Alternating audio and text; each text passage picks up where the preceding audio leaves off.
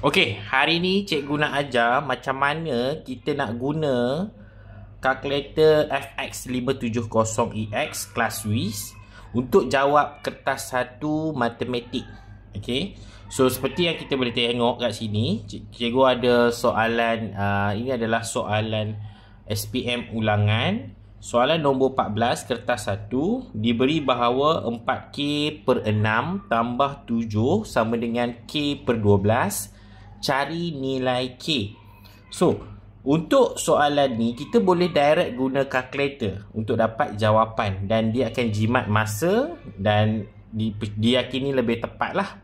Okay, so cara dia adalah kita salin balik soalan tu.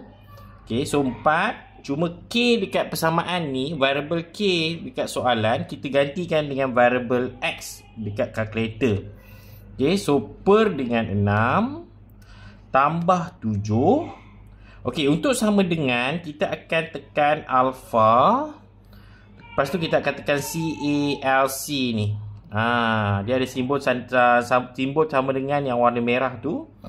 And then lagi sekali kita akan K tu kita gantikan dengan X per dengan 12. Okey.